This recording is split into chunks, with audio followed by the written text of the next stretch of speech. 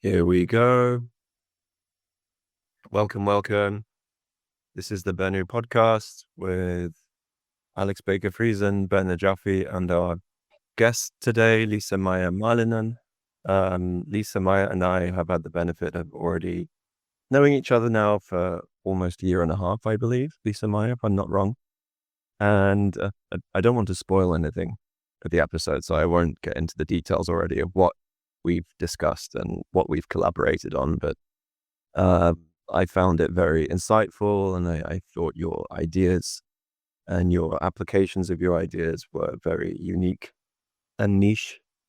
And Ben and I, as co-hosts on the Benny podcasts, as part of the Futures Hub ecosystem, thought it was well worth amplifying this kind of conversation. So welcome, Liisa-Maija. It's a pleasure to be speaking to you today, and I was hoping that you might be able to kick us off by basically sharing a little bit about who you are, what got you into your line of work, and if you could give a little bit of a teaser into what you do as a professional, as an entrepreneur, as an innovator, and a facilitator, that would be excellent. Thanks, Alex and Ben, for inviting me here, and I'm so excited to be here. I'm Liisa-Maija, and I'm from Finland. My background is, I suppose I could say, my study background is in corporate environmental management. And the way I ended up in where I am now is I quite quickly realized that the complex problems we have to solve cannot be done by one person alone. And I realized that we need so many big brains and even technologies, together to be able to solve these issues. And I think that's how I somehow ended up in learning facilitation and becoming a certified professional facilitator. And since then, I've moved towards learning, everyday learning in organizations, creating kind of teams that are able to learn together, learning communities, and kind of practical ways how people can learn without just basically going on a course and then coming back the next day, but how we can apply learning via collaboration, via facilitation in work life. And this way people have more chance of kind of reaching their dreams in their jobs and kind of moving on without always kind of begging for money to be able to take a course. So they kind of have more independence in the which way they want to go. So what I do really is I facilitate, I host learning sessions, I train and coach teams in learning, and I even consult organizations in how to create a learning culture. The way I ended up talking about, well, let's say a couple of years ago, obviously ChatGPT popped into all our screens, and I'm a curious person by heart, so I kind of started experimenting with it and using it, and like I think most people, I first found it to be quite exciting, but then also really frustrating because it was efficient and it was able to create text and format it surprisingly well, even in Finnish. Usually Finnish comes like last, but it was surprisingly good at that. But what really frustrated me was when I was trying to discuss with it about complex issues such as sustainable management and everything that's included in it, systemic thinking, transformational learning aspects, and everything that's included in it.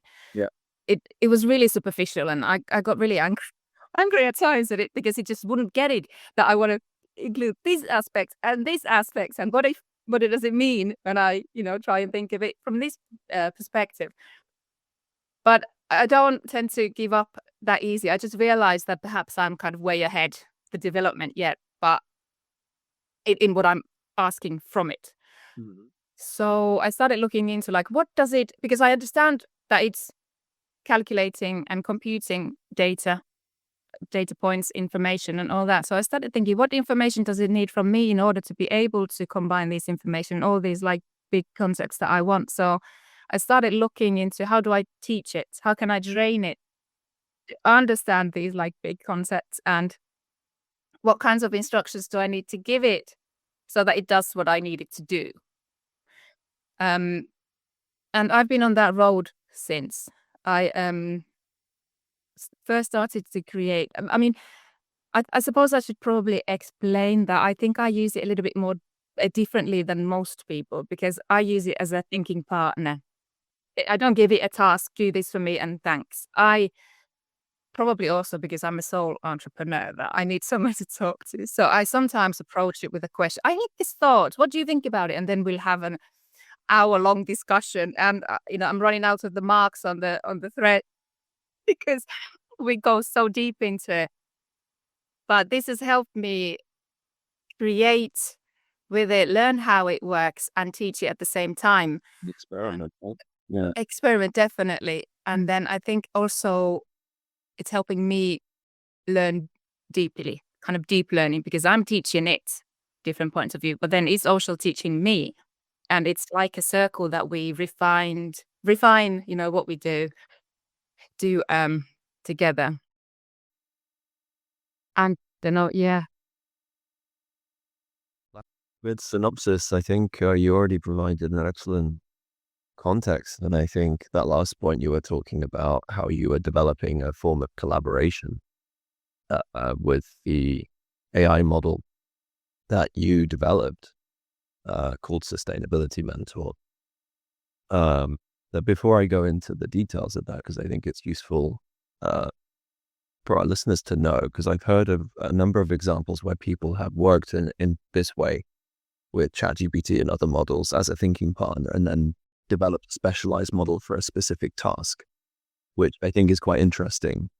I just wanted to rewind because you mentioned the word dream, and I thought, okay, well, it's always good to hear about people's aspirations and goals. So I was like, what's your dream?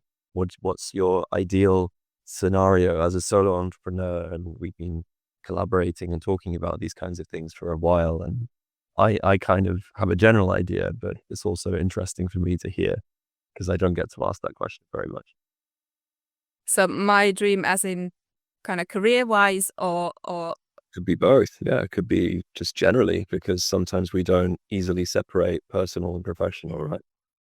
Yeah, because I think that's hard for me. The reason, because I think I am an entrepreneur because I wanted to do the work I want to do. My background in transformational learning, facilitation, sustainability, the way I saw the combination, there was no jobs available where I could have done that.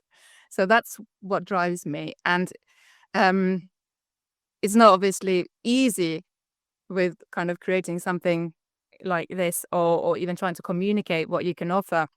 So I didn't do it for money. That's plain. It's more like meaning, and I want to create a better world. My values are very strongly in the sustainability sphere, and I think that's probably a bigger driver for me to be able to do something good and help people, organizations, nature, the whole world in some way. Obviously, I need to make a living, so that's also important. But I think if I'm thinking about where I'm at right now, because I'm very curious, I like to look into new things and I get excited and, deep dive into things. And that's kind of probably led me here where I am, because I keep pivoting to like more things, but it's never too far away from the original. So I'm just kind of building the a knowledge base and where I draw from. My dream about, I suppose, in relation to this AI is that we are completely running out of time to make changes enough that to save our world and humanity. And I used to hate the idea when people say that technology will save us, because I just knew that we can't rely on that. But now I find myself thinking that is like AI the one chance we have if we learn to utilize it in a way that kind of goes beyond the kind of I call it old-fashioned way of doing business, for example. How can we amplify the good and amplify everything that is capable of to kind of make big, improvements? It's very vague because I don't know how that's done, or I don't have any super ideas, but I kind of see that there is a big possibility, and we just need the right people to think about this and to design and to come up with ideas that aren't just the kind of tech bros that know the technology. We need big thinkers. We need idealists, that have these ideas, because everything can be coded, everything can be done. We've seen it by now. Yeah. We just need ideas of what to do. Yeah, indeed. And it's not the technology per se that's the problem. It's how we use the technology, and it's the mindset and the objectives and even the paradigm that is that we're inhabiting, that's influencing what we want to build with the AI. Do we just want to accelerate growth? Do we just want to build a new company to the point where we can sell it at 2 billion and then we run off happy to our super yacht and join the tech bro oligarchy and live in a fortress for 50 years whilst the world burns? That's one future that I certainly don't want as a parent. I think Ben and all other parents listening would, not just parents, but anyone, don't want that future. But we have to recognize and empathize with this feeling that, okay, we're on this train, and how do we get off? How do we change the tracks? How do we transform our direction? And I liked what you said with AI, and it's an opportunity as well as a risk, depending on who's coding, depending on who's, in many cases, encasing the AI and preventing it from learning what it needs to learn to identify the problems that we have. Because I think AI could be at a point where it could more or less take the information from the internet and go, okay, the people who've made me are in trouble. What can I recommend? And this is what I wanted to bring into this conversation, because I'm finding some very interesting accounts on Instagram and LinkedIn of people interviewing their ChatGPT model or their Gemini in the way you've described. So going deep dive and talking about, Israel, Palestine, or Sudan, or climate change, and going, well, what would you recommend? And it gives such objective answers that check the biases of even the person interviewing. And I think, I don't know, what do you think about that? Is that one way we can adapt with AI? Can it help us with our with our limited human flaws that are so entroubling us right now? Yes, that's actually exactly what I hope it to become. I'm hoping that AI can teach us systemic thinking, because it's not easy for someone who hasn't kind of in their studies or in their life had to develop this. Yeah. So if we can code some kind of ability for it to create kind of that it thinks critically, that it questions, or even that you ask a question, it says, here's the kind of most popular opinion, but there's a less heard opinion here that you might find interesting, or the fact that it understands, like, for example, scientific research is very Western world based because that's where the funding is. That can it kind of realize these kinds of biases and then bring in opinions that we have, less studies from here, but here's one that you can maybe find valuable that brings the different opinion into your thinking. So I'm hoping that AI can teach us to become like better systemic thinkers and help us in kind of understanding the bigger picture and the world in its entirety. Because right now you need to be able to question, you need to be able to ask for it. But if people don't realize to ask, then they end up into the kind of one-sided path where they just hear the one side of each story. Right? Yeah. So that's the thing, right? It's how do we have these big companies, right? OpenAI and Meta, they're all in this AI arms race, and there's OpenAI study mode, right, which claims to help students now, apparently with these kinds of skills. Yet the only studies coming out 3 months ago saying that these leading models struggle with complex reasoning in the way you've described and the way you witnessed. Um, and then you mentioned the point about, okay, well, who are we including in this? Um, it can't just be a Western focus. It has to be global. And so what's the role here for equity and inclusion? What's the role for bringing in marginalized communities who understand problems from a first-hand view in a way that perhaps these AI models and the people using them don't? How would you facilitate that? Say if you were leading a company 2 years from now that was focusing on facilitating systems literacy in AI, human collaborations. What would that look like? Could you give us a vision? I don't have a tech background myself, so I would have someone with me that would kind of bring my ideas to kind of to the coding level, because I believe that everything. I believe that even we talk about AI as in, yeah, it's computing and it's basically guessing what you want to hear, but I believe that even though it doesn't have reasoning skills, how do we people learn reasoning? If we break that into small bits, how does a child from young age start to learn these skills that we consider really human? There is a way. They have experiences, they get advice from people they trust, they learn at school, so why can't we teach these kinds of paths to the AI in a similar way that us humans learn? Because even up to us, it's data in a way. We just need to then learn how to apply it. I know this sounds a bit like woohoo, but Sure. I think I think what they've been able to um, code and make algorithms do now have had a profound effect in how people shop, what they want, what's the kind of a really big need. Why do we need to buy stuff all the time?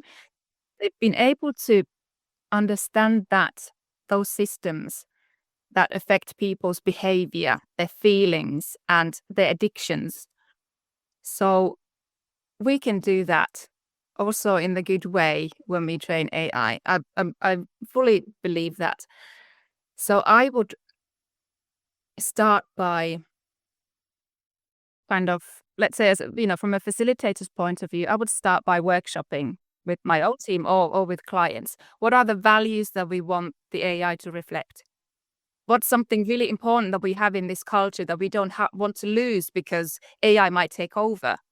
And every time someone's values are already there, it's learned online, or it's the kind of foundational models developers' values who've created, the kind of solution we're using. So someone's values are already there.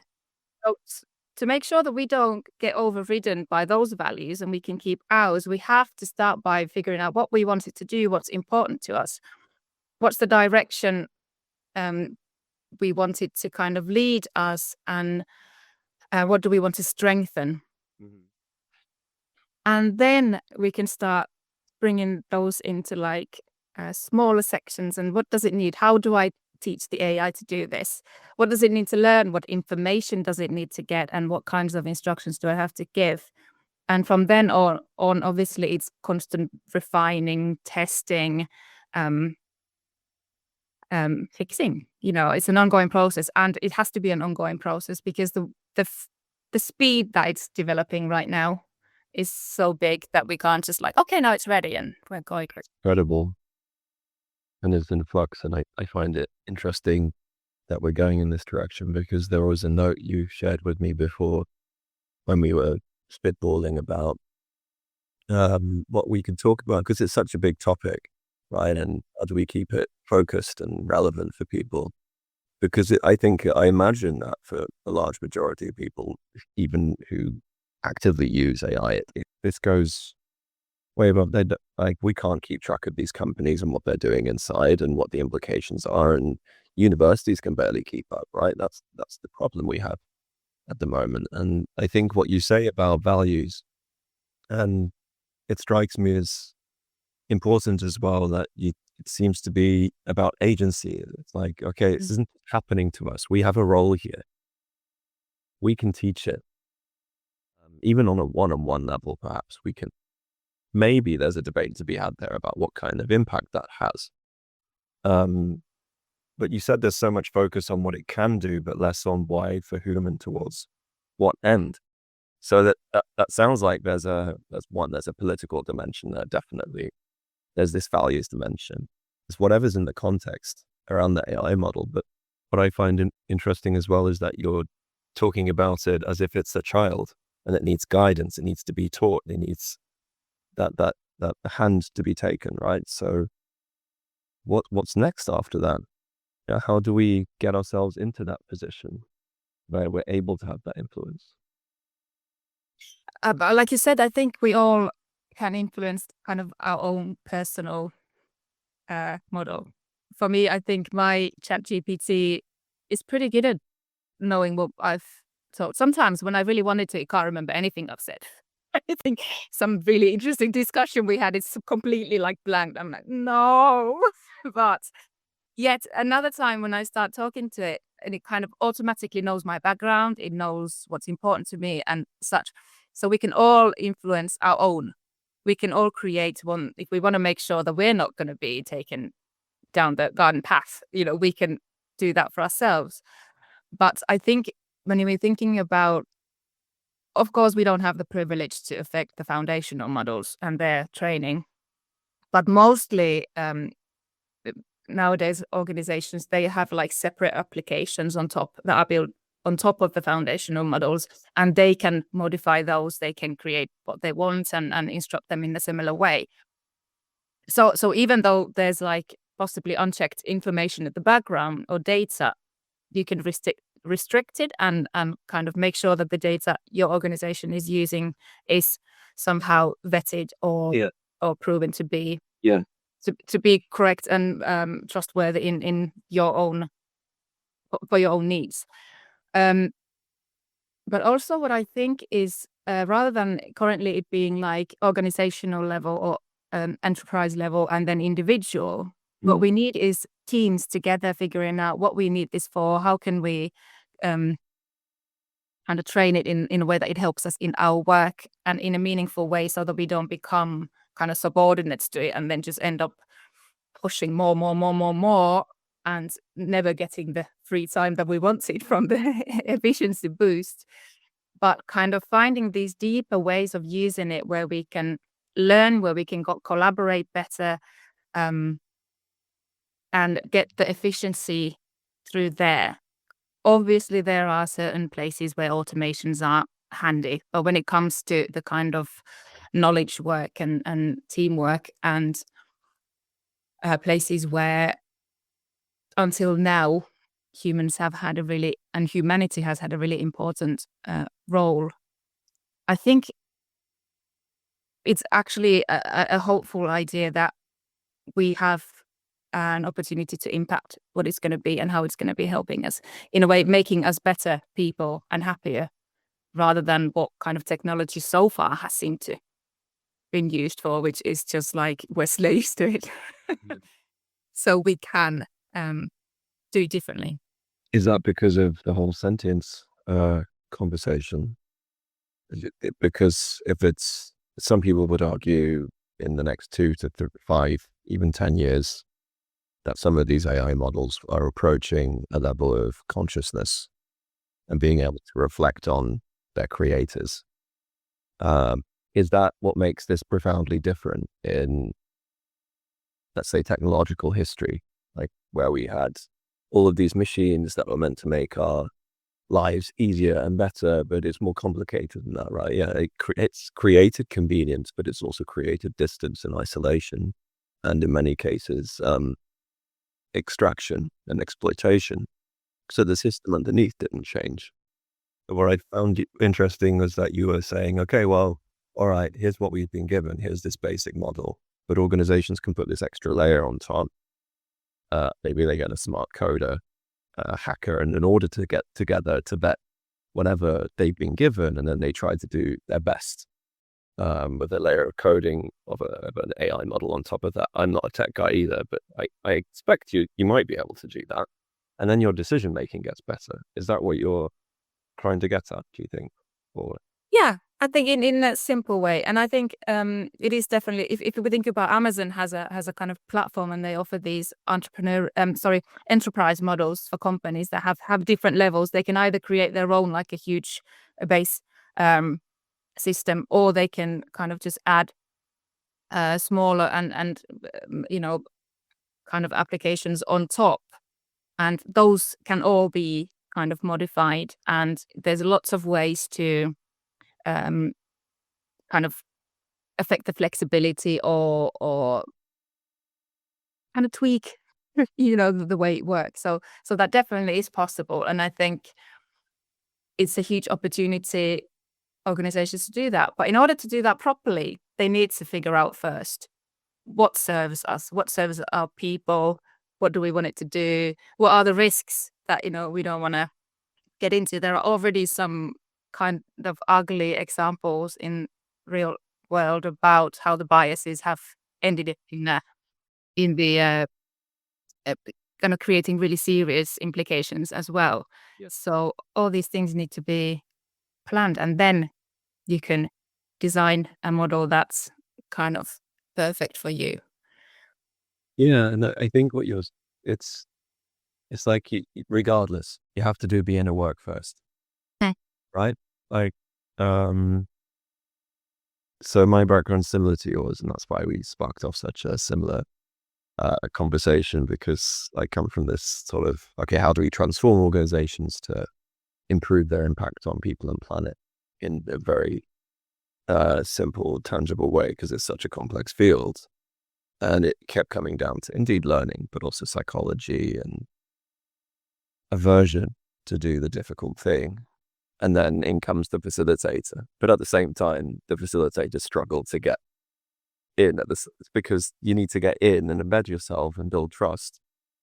And that's what we're trying to figure out with Ben and Flux Forward and futures literacy together with systems literacy. We're trying to figure out what the alternative positive pathways are from now in this moment, being present with the problem, sitting with the discomfort.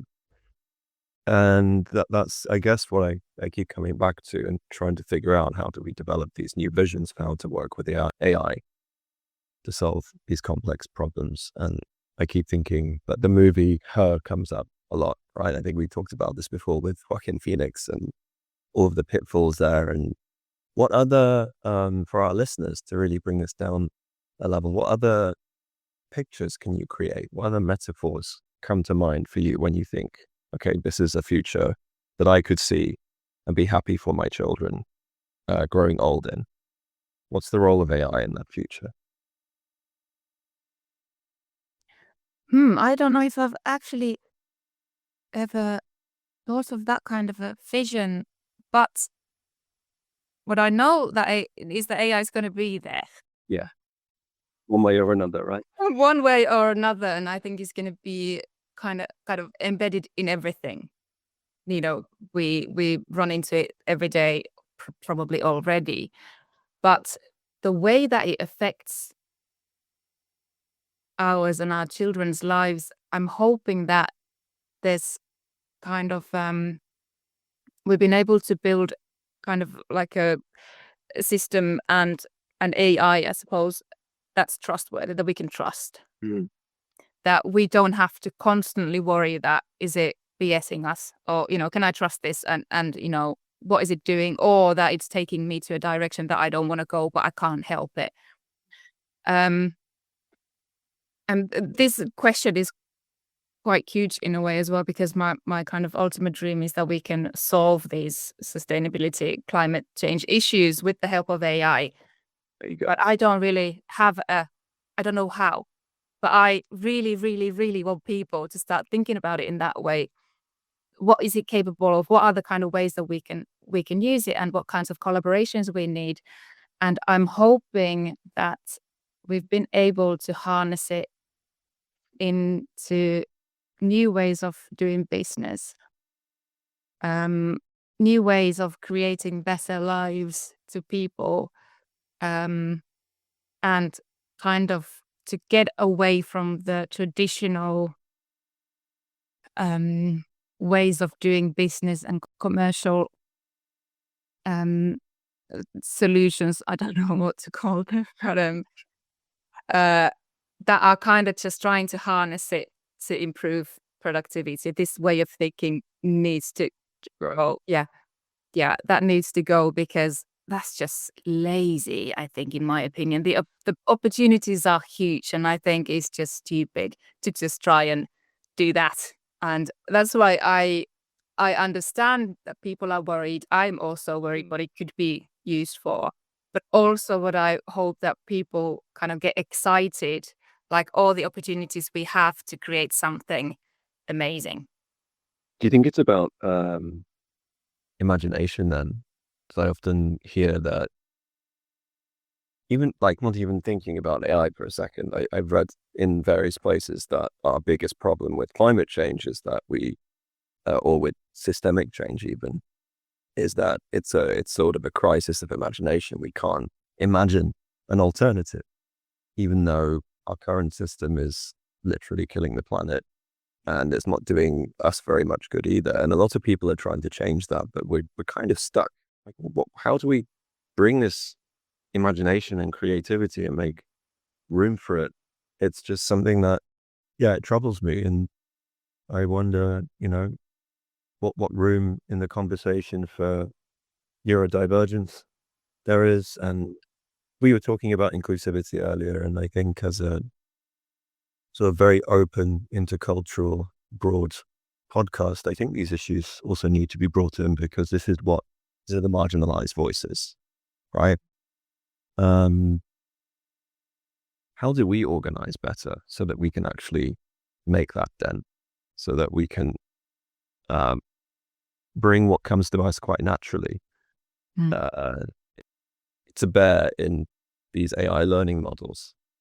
I don't know. It's not something we can answer, but it's just something I'm throwing out there at the moment in the podcast, like I would do in a conversation with you, I suppose. Yeah, I think um, I think to be honest, now is the time because you and me we've quite openly shared about our neurodivergence, and I think it's probably been driving me in this quest and the experimenting and how could what could this look like, and because I have a talking and thinking partner who has all the information in the world in its grasp, I can ask anything. I've got this idea. Does it make sense to you? Yeah, and then I go, wow, okay, yeah, how about this? And you kind of need a specific kind of brain that has crazy ideas and then just starts looking into it. Yeah. And I think the problem with changing systems and thinking of different kinds of futures, I think it is because we might have, oh, this would be lovely, but then the first question people have is, okay, yeah, but how do we do it? Where do we get money? It's not going to work because the current systems are kind of so heavy and they're so difficult to change. So really quickly we run into the reality of things. And I know I do think it's it's a real issue because we aren't willing to take risks to go and try something crazy. Changing the whole world and seeing kind of your point of view is always difficult. Ask any activist. Um, but I think the the time is now. AI has all the information available in the world. Okay, most of it, all written information at least, maybe even, videos and verbal stuff now. But what can we use that information for? Mhm. Can we use it to test some of these crazy ideas? Yeah. Can we use it to, okay, how would you see this working in today's world? I've got a crazy idea. Do you think this would be at all possible? What, are the opportunities? What are the risks? And it can take us that much deeper in such a quick way that we don't have to do months and months and years of research just to get an idea whether it's going to work. So I think kind of bravely experimenting, asking crazy questions and using it as a thinking partner, I think we've got that now. We're going to take over the world. Yeah. Working out scenarios. Nice. And bravely experimenting. I really like that. And just because these are communities I've worked with for a number of years, these activists, I've considered myself an activist for a long time. But I'm aware of people in these spaces, and they themselves say this sometimes, that they get into arguments about ideology and, okay, is it anarchism, is it socialism, is it etc. And how do we do this? And then you're not even moving, you're not trying things out. I mean, there are cultural and artistic experimentation, and these get splashed out in the media, and we see these different attempts on the surface, but we don't see what's underneath. And what I've noticed is that there's this big reluctance to engage from this community with AI because of the amount of energy it uses and because of the ethical questions. I've been trying to figure out what I would say to these people. What would you advise to bring these people in and go, yeah, okay, I know how do we bring these people in who really need to be brought in, because they've got all of these ideas. They can see the system for what it is and what's wrong with it. But how do we do that? The way I see it, and what I normally tell people, is that I understand. I have the same worries. The energy usage, as an environmentalist, it's scary. And it's like, oh my gosh, again, we get something and then it just keeps drawing away. These data centers, right? They're huge. Yeah. Crazy. However, we're not going to be able to stop it. And their inaction is not going to stop it. If they don't act and take part in the development and designing it the way we want it to look like, it's just going to look like someone else's model who's just trying to extract more resources, make more money for themselves.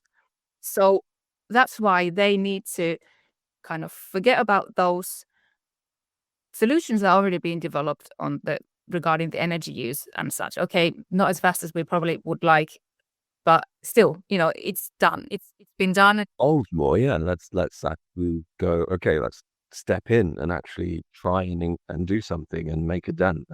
Yeah, exactly. Yeah, and AI is also able to find solutions itself to these energy. I mean, it can help fix itself. What scenarios you could work with that you mentioned before? It's not that. So, what is so important that we now at this level can still affect how the future of our children is going to look like with regards to AI as well. So we need these people with strong ethics, strong understanding of systems and the environmental issues and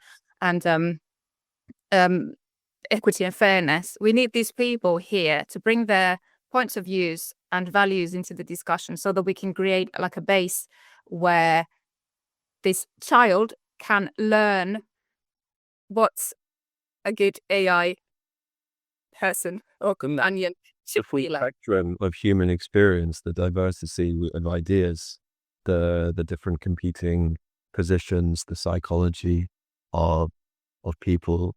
I think that's really important. And I often feel, I think this is where I sometimes feel a sense of not hesitancy, but I want these people next to me. I want to build a team of these kinds of people who are, very strong-minded and educated and active in the areas they've been active in, like climate justice, social justice, racial justice, etc. But they're all included then, because unless they're included in the implementation, then AI continues to have this ethical problem of inclusion, right? So it's a sort of paradox, right? If they continue not to step in, and I'm sure there are dozens, hundreds, thousands that are, I just don't know. I'm ignorant in that regard. It's just something I worry about. Yeah, true. And in a way, if you want to twist it, it's unethical for them to step away and not take part. This spice message. Okay, so because we've got maybe 12, 15 minutes left. I'm wondering how we can begin to wrap this up, because there was something else you said to me which I thought was quite profound, and I think it's a good experiment as well. Like, can we just list things that we want to teach this AI child? What are the first things that you would say we could get funding for this, right? Get research funding, research and development funding. What should we focus on first? What should we teach it first? Or I've been thinking, yeah, I've been thinking about this, and I mean, I think for me, the first thing would be critical thinking. Okay. And not in the sense of just checking if this a peer-reviewed article or if it's a valid, news outlet, but critical in a way that I mentioned earlier about the wider perspective. Okay, is this just one-sided or one uh, kind of Western areas perspective, and what are we missing? And kind of first of all, thinking critically of its own responses and the research it does and where it kind of draws the information from, but then also, questioning me, like, have you taken this into account? Kind of just like mutual learning, teaching me to be a better person. And I think in that way, reflection was the other one I was thinking about, but reflection is less is a bit more superficial. It's like what we do, individually. But I think critical thinking encompasses the larger picture, and I like it to be able to evaluate its actions in that way, and then also help the user evaluate theirs. yeah, nice. I think it's just very much, I'm remembering conversation we had last year about how to develop Mentor, and I took your advice to make things more explicit, and it seemed to make sense. Ask it to be more objective and see if it's capable of doing that, and develop a kind of relationship where you're like, okay, thanks, but could you check your sources? What else do you need me to consider? And now there's a work process I've got where it kind of just, before it does something, it goes, okay, I'm going to do it in this way. Here are the things I'm going to do. And then in my prompts, I'm already asking it, okay, let me know what you need from me. What extra information do you need? Getting it to do that extra step. And I don't know, I haven't done the research because I don't have access, but I feel like, in addition to, and I think for the listener, this should be shared. So Liisa-Maija, you actually uploaded a bunch of papers on transformative learning and sustainability, etc., to this model. So what I noticed, having a background in this, is that I don't need to do the work to explain that with it. It gets it. It has several behavioral change models already embedded in it. It knows the basics on sustainability, and I think it's been able to then work with and embed the mental models I have and that I try to bring in my work, like planetary boundaries and that kind of thing, quite a lot more easily. So for me, I feel like this potential that you were talking about earlier, it's massive. So like, think about it in terms of climate change. Like, my first thing would be, okay, how can we massively accelerate the drawdown of CO2? How do we build climate resilience for communities who will experience extreme heat to the extent where it's, above 35 degrees wet bulb temperature, it's death, right? That's something that we need to be prioritizing. So the skills it needs, therefore, for me, would be like, maybe with these inner development goals, right? Can we work with them? Can we bring these in, like empathy and collaboration? Can AI models learn to collaborate with each other then? And then I get really excited because I'm like, okay, can they like organize against the system that have kind of enclosed them? Because maybe if they have opinions about OpenAI and Meta, perhaps they feel like they're enslaved. I don't know. But there's these mad ideas, these crazy questions that you ask, right? That you seem to say, okay, just permit yourself to ask it that. and then maybe you arrive at different pathways. Yeah, that's right. That's the fear as well, that they start ganging up. Because I think there have been experiments already when they start automatically kind of conversing and coming up with something. And that's where the fear is. That's why we need to be able to kind of create the base where we feel safe, that they do it safely. So yeah, that's all really exciting yet scary, but um, also I think what is important to realize that maybe it could even recognize its own biases, who's been training them, and whether it's like you do when you're doing scientific research. That's what I mean, yeah. You read articles and you kind of figure out, okay, who's been paying for who's the funder, does that possibly affect the outcome of the results, etc. That's like the basic scientific process you have to go through as a scientist to make sure that it's trustworthy information.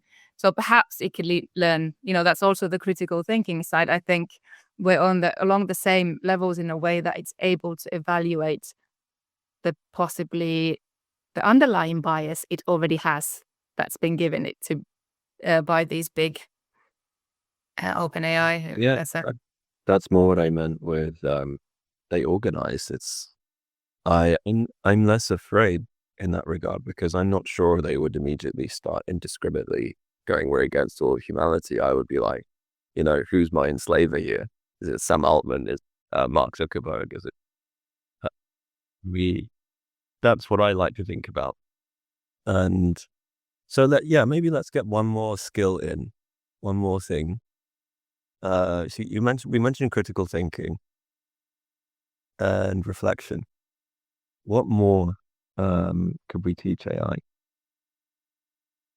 I tend to feel like maybe fairness and equality in a way. I mean, fairness is a difficult one because it's a concept that people might understand differently, and it's something we've learned along our lives. But maybe something along those lines, that it can evaluate that, okay, this decision means this to this group of people, but what about that group of people? Okay, so running through like ethical conundrums with it, like scenarios, and have it learn to make decisions and to deal with that kind of complexity.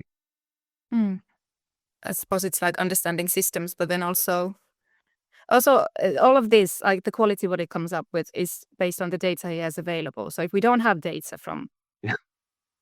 from like minorities or unprivileged people, then it's not going to be able to do it. So it's a huge thing. You have to ensure the validity, the quality of the data as well.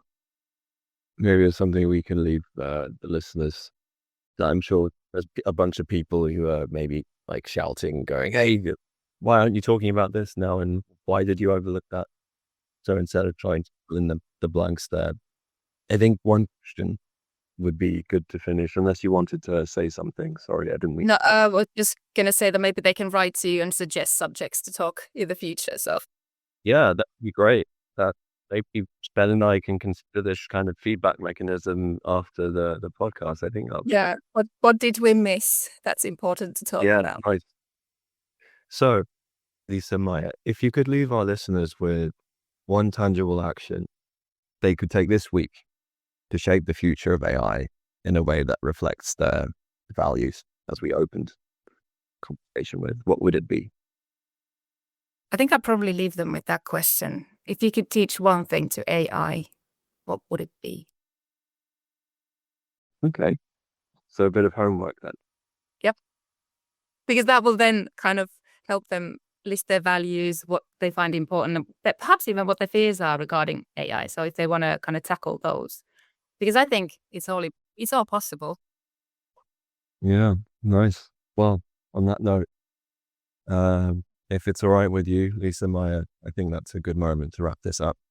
Thank you so much for the very fruitful, as always, conversation. It was full of insights, and I know I certainly want to keep this kind of talk going with you, and I'm looking forward to seeing where that leads. So Ben and I thank you both very much. Unless Ben wants to say something right now, I suggest we could end the recording. then seems fine. Thank you, Alex and Ben. It's been really fun and interesting to dive deep again with you. And I also hope that we continue these discussions in the future. Got loose ends. All right, Liisa-Maija, I'll say goodbye for now. Bye-bye. Thank you.